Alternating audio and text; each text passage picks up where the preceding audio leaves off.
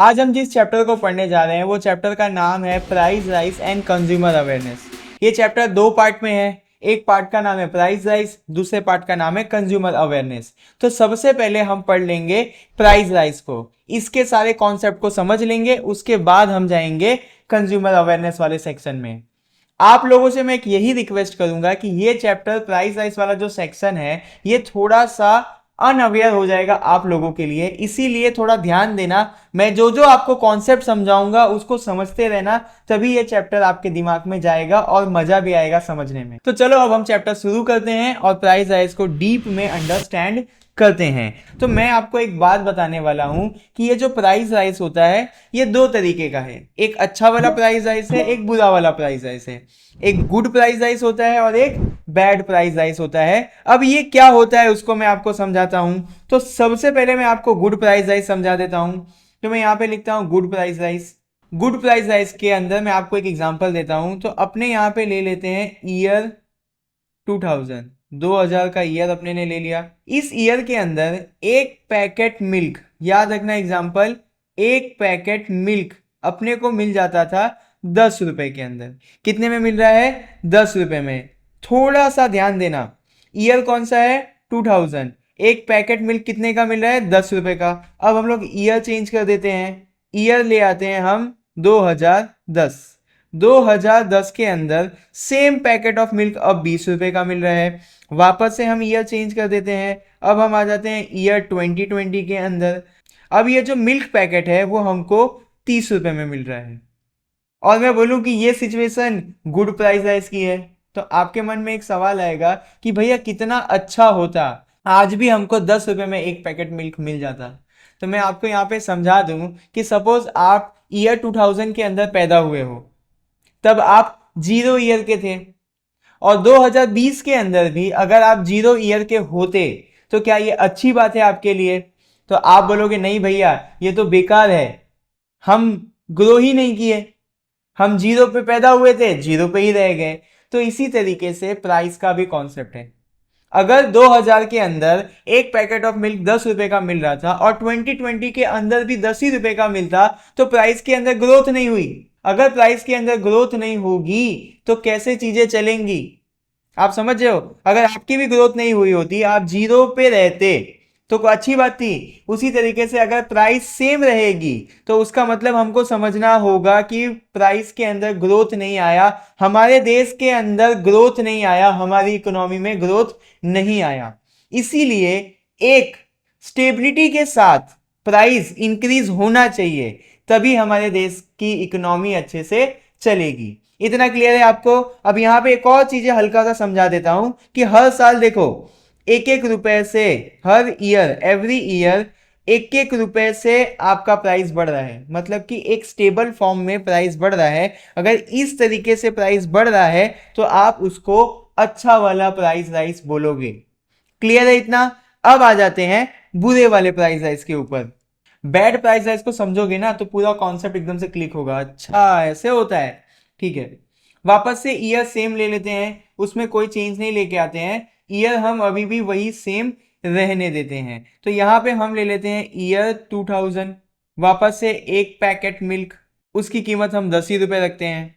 वापस से दूसरा ईयर ले लेते हैं, अब दूसरा ईयर हम वापस से 2010 को लेंगे, वहां पे पैकेट ऑफ मिल्क की कीमत हो गई 20 रुपए। अब आ जाते हैं हम ईयर 2020 में। यहां से थोड़ा सा ट्विस्ट आएगा तो ध्यान देना। ईयर 2020 के अंदर ये पैकेट ऑफ मिल्क, एक पैकेट मिल्क की कीमत 40 रुपए हो गई। रमेश बाबू मजाक कर रहा था। यहां पे देखो गुड प्राइस राइज के अंदर 2020 के अंदर 30 रुपए था, यहाँ पे 40 रुपए हुआ। यहां से दिमाग के ऊपर प्रेशर डालना, 10 रुपए से ज्यादा बढ़ गया। अब यहां पे देखते हैं, और आपको इजी करने के लिए समझाता हूं कि ईयर 2022 ले लेता हूं। 2022 के अंदर अब 50 रुपए हो गए। 23 के अंदर, ईयर 23 के अंदर 60 रुपए हो गए। अब यहां पे देखो 10 से 20 होने में 10 साल लगे, 20 से 40 होने में और 10 साल लगे, 40 से 50 होने में सिर्फ 2 साल लगे, 50 से 60 होने में सिर्फ 3 साल लगे। अगर इस तरीके की हाई रेट पे प्राइस बढ़ रही है तो आप उसे बैड प्राइस राइस बोलोगे। इंग्लिश में इसे बोलेंगे इन्फ्लेशन की सिचुएशन। आपके मम्मी पापा हो या मेरे मम्मी पापा हो, बोलते रहते हैं ना कि बेटा महंगाई बहुत बढ़ गई है, थोड़ा सोच समझ के चलो। तो जो इन्फ्लेशन वर्ड है वो हिंदी में महंगाई कहलाता है। समझ में आया? मम्मी पापा जब भी बोले कि महंगाई बढ़ गई है तो अब हमको समझना है कि इन्फ्लेशन बढ़ गई है। क्लियर है किस तरीके से प्राइस राइज अच्छी होती है, किस तरीके से प्राइस राइज बुरी होती है। अब एग्जाम में भी तो लिखना है, तो मैं आपको जो मीनिंग मैंने बनाई हुई है उसको क्लियर करके देता हूं। तो मीनिंग में मैंने लिखा हुआ है कि continuous and constant rise in price in different field of economy at high rate is called price rise, और फिर इन्फ्लेशन बोल सकते हो आप। अब मैंने जो मीनिंग पढ़ी है मैं उसका कॉन्सेप्ट आपको समझा देता हूं। इस मीनिंग के अंदर कुछ वर्ड्स हैं जिनको हम ध्यान में रखेंगे तो अपने आप ये पूरी मीनिंग हमको समझ में आ जाएगी। कि अगर constant and continuously high rate से प्राइस होगा एग्रीकल्चर सेक्टर के अंदर, इंडस्ट्रियल सेक्टर के अंदर और सर्विस सेक्टर के अंदर, तब हमारे देश के अंदर इन्फ्लेशन की सिचुएशन आ चुकी है। यही मीनिंग के अंदर लिखा हुआ है। ये मैंने आपको पूरा मीनिंग डिकोड कर दिया है। अगर अभी भी नहीं समझ में आया है तो वीडियो के थोड़ा सा पीछे जाना, वापस से देखना, तभी आप आगे बढ़ना। क्यों ऐसा बोल रहा हूं? क्योंकि तभी आपको चैप्टर समझ में आएगा। अब बोर्ड आपको एक सवाल दे देती है, मैं वो सवाल आपको पढ़ के बताता हूं, फिर उसका आंसर और कॉन्सेप्ट में आपको समझाऊंगा। बोर्ड आपको पूछ लेगी कि price rise along with stability is beneficial to economy. Board आपको ऐसा बोलेगी कि प्राइस राइज अगर स्टेबिलिटी के साथ बढ़ रही है तो वो इकोनॉमी के लिए फायदा है, आप हमको इसका आंसर दो। तो मैं आपको आंसर दे देता हूं। अब मान लेते हैं कि एक शूज है, समझना, एक शूज है, उसको पहले 100 रुपए में बेचा जाता था। अब प्राइस राइज की वजह से वो शूज हम बेच रहे हैं 200 रुपए में। तो अब हमको एक्स्ट्रा प्रॉफिट हुआ।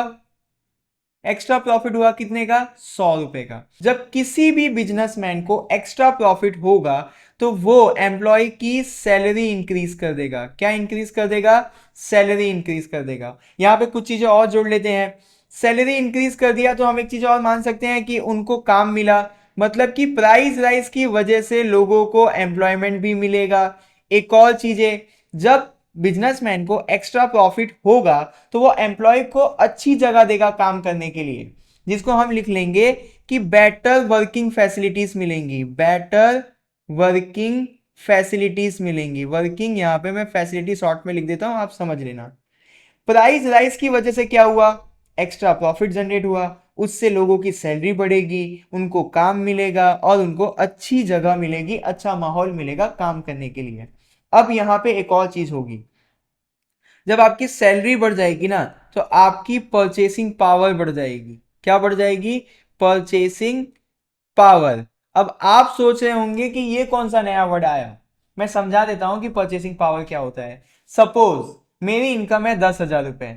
याद रखना मैंने क्या बोला, आप इसको इनकम मान लो, सैलरी मान लो, कुछ भी मान सकते हो। मेरी इनकम है 10,000 रुपए, उसमें से मैं 8,000 रुपए खर्च कर देता हूं। तो ये जो 8,000 रुपए है ये मेरी परचेसिंग पावर है। क्लियर है मैंने क्या बोला? परचेसिंग पावर मतलब वो पैसा जिसको हम खर्च कर देंगे गुड्स एंड सर्विस खरीदने के लिए। अभी एक एग्जांपल मैं लिख के भी समझा देता हूं। सपोज किसी की इनकम है 1 लाख रुपए और उस 1 लाख के अंदर से वो 80,000 रुपए खर्च कर देता है। कितना खर्च कर देता है? 80,000 रुपए। तो ये 80,000 रुपए उसकी परचेसिंग पावर कहलाएगी। मुझे उम्मीद है कि आपको ये समझ में आ गया होगा। अब इसके आगे मैं आपको समझाता हूं। जब इंसान की परचेसिंग पावर इंक्रीज हो जाएगी, मतलब उसके खरीदने की औकात बढ़ जाएगी। देखो किसी को ऐसे नीचा नहीं दिखाना है, बट आपको याद रह जाए इसीलिए बोल रहा हूं। जब किसी की भी सामान खरीदने की औकात बढ़ जाएगी तो उसकी जिंदगी अच्छी हो जाएगी, जिसको हम इकोनॉमिक में बोलते हैं लिविंग स्टैंडर्ड ऑफ पीपल। क्या बोलते हैं? Living standard of people. उनका रहने सहने का तरीका अच्छा हो जाएगा। जब आपकी परचेसिंग पावर अच्छी हो जाएगी तो आप अच्छे कपड़े लोगे, अच्छा खाना खाओगे, अच्छा एजुकेशन लोगे, अच्छी मेडिकल फैसिलिटी लोगे। तो आपका ये सब पॉसिबल कैसे हुआ? आपकी परचेसिंग पावर बढ़ने की वजह से। और ये परचेसिंग पावर कैसे बढ़ा? एक छोटा सा प्राइस राइज होने की वजह से। तो इस तरीके से प्राइस राइज होगा तो आपके देश को, आपके कंट्री को फायदा होगा। तो ये आपको बोर्ड को समझाना होगा। अब बोर्ड आपसे एक और सवाल पूछ लेगा, मैं आपको रीड करके समझाता हूं। Price rise is a hindrance in economic development. Price rise economic development में रुकावट बन रहा है। प्राइस राइज की वजह से इकोनॉमिक डेवलपमेंट में तकलीफ आ रही है, ये बोर्ड आपको सवाल पूछ लेगा। हम अब उसका आंसर जानते हैं। तो देखो यहाँ पे मैं एक आपको टर्म बता दूं, एक वर्ड बता दूं जो आपको याद रहना चाहिए। प्राइस राइज है, अब हमारे कंट्रोल में नहीं रहा, तो इस सिचुएशन को बोला जाता है हाइपर इन्फ्लेशन। इतना क्लियर है। अब हाइपर इन्फ्लेशन से इंपैक्ट क्या आएगा इकोनॉमी के अंदर? तो अगर हाइपर इन्फ्लेशन है तो मनी की जो वैल्यू है, मनी की वैल्यू डिक्रीज हो जाएगी। अब आप बोल रहे होगे कि ये क्या आ गया कि मनी की वैल्यू डिक्रीज हो जाएगी, हमने तो इसके पहले कभी ऐसा कुछ सुना ही नहीं था। कोई दिक्कत नहीं है, मैं आपको सुना देता हूं मजाक कर रहा था। अभी देखो, हम कभी भी जो मनी की वैल्यू है वो किसके ऊपर करते हैं उसको जानो। सपोज आपके पास ईयर 2020 के अंदर 10 रुपए था, और इस 10 रुपए में आप एक वेफर भी ला सकते थे और प्लस बिस्किट भी ला सकते थे। क्लियर है? अब इसको थोड़ा सा और आगे समझते हैं। 2022 के अंदर सेम आपके पास 10 रुपए है, और अब आपको सिर्फ और सिर्फ 10 रुपए में वेफर मिलेगा। मनी की वैल्यू कैसे हम डिफाइन करते हैं? तो मनी की वैल्यू इससे डिफाइंड होती है कि आपके पास जितना पैसा है उस पैसे से आप कितने नंबर ऑफ सामान खरीद सकते हो। एग्जाम्पल के लिए यहाँ पे मैंने जो आपको बोला कि 2020 में आपके पास अगर 10 रुपए है तो आप 10 रुपए में वेफर और बिस्किट ला सकते थे, बट 2022 में आप 10 रुपए में सिर्फ और सिर्फ वेफर ला सकते थे। तो आपके 10 रुपए से पहले आप दो सामान खरीद रहे थे, तो इस सिचुएशन को आप समझो कि मनी की वैल्यू ज्यादा है जब आपके पास 10 रुपए में आप सिर्फ और सिर्फ एक सामान खरीद के ला रहे हो उसके कंपैरिजन में। तो मैं आपको समझा देता हूं कि मनी की वैल्यू को कैसे डिफाइन किया जाता है। इसके लिए आप अभी इतना समझो कि आपके पास जितना पैसा है उस पैसे से आप कितना सामान खरीद के ला सकते हो। तो यहाँ पे ये जो एग्जांपल है कि 2020 में अगर मेरे पास 10 रुपए है तो मैं 10 रुपए में वेफर और बिस्किट दोनों चीजों को लेकर आ सकता हूं। अब 2022 में आ जाओ। 2022 में मेरे पास 10 रुपए थे, मैं 10 रुपए का सिर्फ और सिर्फ वेफर खरीद सकता हूं, यानी मनी की वैल्यू नीचे गिर गई है। तो मनी की वैल्यू इस तरीके से काउंट की जाती है। अब आप ये सोचो कि ये जो 10 रुपए से एक ही वेफर मिला, ऐसा हुआ क्यों? ये हुआ आपका हाइपर इन्फ्लेशन, यानी जो प्राइस राइज है वो अनकंट्रोल तरीके से बढ़ गई। जो 5 रुपए का वेफर था अब वो 10 रुपए में आ रहा है। तो ये बेकार है हमारी इकोनॉमी के लिए। क्लियर है आपको? अब आगे कुछ चीजें हैं उनको समझते हैं। मनी की वैल्यू कैसे गिरती है उसका आपने कॉन्सेप्ट समझ लिया। मनी की वैल्यू गिरने से दो चीजों के ऊपर असर आता है, उसको भी हम समझ लेते हैं। तो दो कौन कौन सी चीजें उनको जान लेते हैं। एक होता है कि हमारी परचेसिंग पावर नीचे गिर जाती है, यानी परचेसिंग पावर के अंदर भी रिडक्शन आ जाता है। रिडक्शन के लिए मैं डाउन एरो का यूज कर रहा हूं। उसके साथ साथ सेविंग भी कम होने लगती है, सेविंग भी रिड्यूस हो जाती है। अब आप बोलोगे ये कैसे भैया, समझा देता हूं। सपोज मेरी सैलरी है 10,000 रुपए। कितनी है मेरी सैलरी? 10,000 रुपए। जब प्राइस कंट्रोल में था, जब प्राइस राइस कंट्रोल में था, तो मेरे को घर चलाने के लिए 6,000 में सारा सामान मिल जाता था, और मैं अपनी सैलरी से 4,000 रुपए सेव कर लेता था। क्लियर है इतना? अब हम जान लेते हैं कि अनकंट्रोल वाला सिचुएशन है किसके अंदर? प्राइस के अंदर। अगर इसको दूसरे भाषा में बोला जाए तो हाइपर इन्फ्लेशन की सिचुएशन है। मेरी सैलरी रखो सेम, 10,000 की सैलरी रखो। अब मुझे घर चलाने के लिए जो सामान चाहिए वो 9,000 रुपए का आएगा। सेम सामान जो मैं जब प्राइस कंट्रोल में था तो 6,000 में लाता था, और वही सेम सामान खरीदने के लिए मुझे 9,000 रुपए खर्चा करना पड़ेगा। तो ये क्या हुआ? मेरी परचेसिंग पावर नीचे गिर गई। उसके साथ क्या हुआ? अब मैं 1,000 रुपए ही सेव कर पाऊंगा। तो ये इंपैक्ट आता है अगर हाइपर इन्फ्लेशन की सिचुएशन होगी। हाइपर इन्फ्लेशन से कुछ और चीजों के ऊपर भी असर आता है, उसको समझ लेते हैं। आप लोगों को ये चीजें तो पता होगी कि एक होती है बेसिक गुड्स और दूसरा होता है लग्जरी गुड्स। क्लियर है इतना? बेसिक गुड अगर आपको नहीं पता है तो मैं अभी आपको समझा देता हूं कि रोटी, यानी अगर देखा जाए तो फूड, क्लोथ्स और शेल्टर जैसी चीजें। शॉर्ट में लिख रहा हूं, आप देख लेना उसको क्या है। अब लग्जरी चीजों के अंदर ले लो कि स्पोर्ट्स कार ले लो। सारी लग्जरी चीजें आपको पता होंगी, मैं उनके एग्जांपल नहीं लिखता हूं, मेन कॉन्सेप्ट को समझाता हूं। अब यहां पे समझो, जब हाइपर इन्फ्लेशन की सिचुएशन है, किसकी सिचुएशन है, हाइपर इन्फ्लेशन, यानी प्राइस जो है अब हमारे कंट्रोल में नहीं है, ऐसी सिचुएशन के अंदर बिजनेसमैन के ऊपर या बिजनेस के ऊपर क्या असर आता है वो देख लेते हैं। अब यहां पे समझो, एक एग्जांपल देता हूं कि हमारा जो टमाटर है वो 20 रुपए केजी था। कितने रुपए केजी था टमाटर, 20 रुपए केजी। तो मम्मी जो है वो 4 केजी टमाटर पूरे मंथ में यूज करती थी। याद रखना, मम्मी लोगों का जो कैलकुलेशन होता है वो बहुत स्ट्रांग होता है। जब टमाटर की कीमत 20 रुपए थी तो मम्मी 4 केजी टमाटर पूरे मंथ में यूज करती थी। अब आ जाओ, जब टमाटर 20 रुपए से 100 रुपए केजी हो गया, तब अब मम्मी कैसे भी जुगाड़ करके, सब्जियों को कैसे भी मैनेज करके 1 केजी टमाटर पूरे मंथ चला रही है। अजीब लग रहा है ना, बट मम्मी लोग ऐसा कर लेती हैं। जब टमाटर 20 का था तो मम्मी 4 केजी टमाटर पूरे मंथ यूज करती थी। जब टमाटर 100 रुपए केजी हुआ तो मम्मी 1 केजी के अंदर पूरा मंथ चला ले रही है। अब यहाँ पे बिजनेसमैन को क्या असर आएगा वो समझो। अब यहाँ पे आप देख सकते हो कि 3 केजी से टमाटर का जो यूज है, या फिर मैं बोल सकता हूं जो सेलिंग है, वो रिड्यूस हो गई। आप बोलोगे हाँ, अब जो है वो 3 किलो कम टमाटर बिकने लगा। इससे क्या असर आ रहा है आपको पता है, बिजनेसमैन का प्रोडक्ट नहीं बिकेगा। किसकी वजह से, प्राइस राइज की वजह से।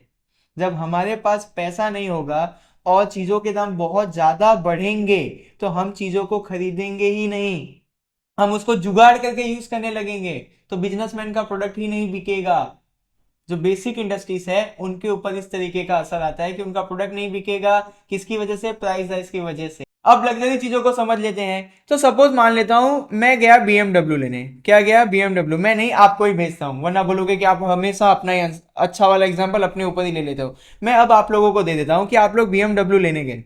तो जब आप BMW लेने गए तो शोरूम में आपको बोला कि अब 5 लाख से प्राइस बढ़ चुकी है। आप बोलोगे BMW लेने आया हूं, ये 4-5 लाख रुपए से मुझे फर्क नहीं पड़ता है, बुक करो मेरी BMW, ऐसा ही बोलोगे ना। तो यहाँ पे जो लग्जरी प्रोडक्ट के अंदर प्राइस राइज से कोई असर नहीं आता बिजनेस के ऊपर, क्योंकि यहाँ पे लोग प्राइड के लिए, ईगो के लिए चीजों को खरीदते हैं, ना कि जरूरत के लिए। तो इसके ऊपर प्राइस का कोई असर नहीं आएगा। इनका धंधा कोई भी सिचुएशन हो अच्छे से चलता रहेगा। अब इससे आपको समझना क्या है, तो अगर हाइपर इन्फ्लेशन की सिचुएशन है तो बिजनेसमैन बेसिक गुड का बिजनेस नहीं करेंगे, क्योंकि लोग इस्तेमाल ही नहीं करेंगे। जब इस्तेमाल नहीं करेंगे तो उनको घाटा होगा। किसका बिजनेस होगा हाइपर इन्फ्लेशन के टाइम पे, लग्जरी गुड्स का। तो ये असर आता है इकोनॉमी में बिजनेस के ऊपर। तो यहां पे मैंने आपको प्राइस राइज क्या होती है उसका मीनिंग, फिर प्राइस राइज अच्छी वाली और बुरी वाली सारी चीजें मैंने आपको समझा दी है। अगर अभी भी आपको किसी भी कॉन्सेप्ट के अंदर कोई दिक्कत है तो मुझे कमेंट करना, मैं इससे भी इजी तरीके से आपको समझाने की पूरी कोशिश करूंगा।